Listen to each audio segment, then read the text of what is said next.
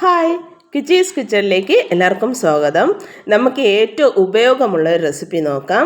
രാവിലെ കുട്ടികൾ സ്കൂളിൽ പോകുമ്പോഴും ഓഫീസിൽ പോകുമ്പോഴും നമുക്ക് കാപ്പിയുടെ എന്ത് കറി ഉണ്ടാക്കണമെന്ന് ചിന്തിച്ച് നിൽക്കുന്ന സമയത്ത് ഇങ്ങനെ ഒരു ഇഡ്ഡലി പൊടി ഉണ്ടാക്കി വെച്ചെങ്കിൽ അത് മതി. അതിൽ കുറച്ച് എണ്ണ വീഴ്ത്തി നമുക്ക് വേഗം കുഴച്ച് ഇഡ്ഡലിയോ ദോശയോ എന്തെന്ന് വെച്ചാൽ നമുക്ക് കഴിച്ചുകൊണ്ടിറങ്ങാം.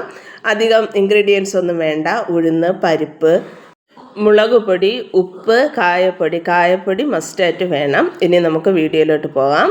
ഒരു പാൻ അടുപ്പത്ത് വെച്ച് അതിലേക്ക് നമുക്ക് 3/4 ബൗൾ ഉഴുന്നെടുക്കുന്നുണ്ട്. ഞാൻ ഇതിൻ്റെ അളവാണ് എല്ലാം കാണിക്കുന്നത്. നിങ്ങൾക്ക് എങ്ങനെയാണെന്ന് വെച്ചാൽ എടുക്കാം. ഒരേ അളവിൽ തന്നെ സാമ്പാർ പരിപ്പും ഉഴുന്നും എടുക്കേണ്ടതാണ്.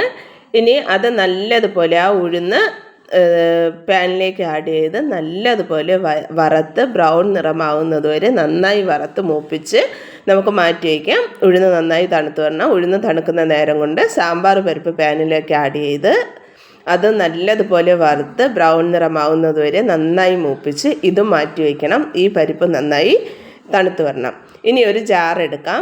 ജാറെടുത്ത് അതിലേക്ക് വറുത്ത് വച്ചിരിക്കുന്ന ഉഴുന്ന്, പരിപ്പ് എന്നിവയും ആഡ് ചെയ്ത് ഇതിലേക്ക് 3/4 ടേബിൾ സ്പൂൺ മുളക് പൊടി, 1/4 ടീസ്പൂണിൽ നിന്ന് പകുതി മഞ്ഞൾപ്പൊടി, 1/2 ടേബിൾ സ്പൂൺ വരെ കായപ്പൊടി, ആവശ്യത്തിന് ഉപ്പ് എന്നിവയും ചേർത്ത് ഇത് നല്ലതുപോലെ അരച്ചെടുക്കണം. പരിപ്പും ഉഴുന്നൊക്കെ നന്നായി തണുത്തിട്ട് വേണം അരയ്ക്കാൻ. ഇത് നന്നായി ഒന്ന് പൊടിച്ചെടുക്കുമ്പോഴത്തേക്ക് ഇവിടെ ചമ്മന്തിപ്പൊടി തയ്യാറാണ്. ചമ്മന്തിപ്പൊടി പൊടിക്കുമ്പോൾ പ്രത്യേകം ശ്രദ്ധിക്കണം. കുറച്ച് തരിയോടുകൂടി പൊടിക്കുന്നതാവും നല്ല ടേസ്റ്റ്. ആ ഉഴുന്നും പരിപ്പും ഒക്കെ കടിക്കുമ്പോൾ നല്ല ടേസ്റ്റായിരിക്കും.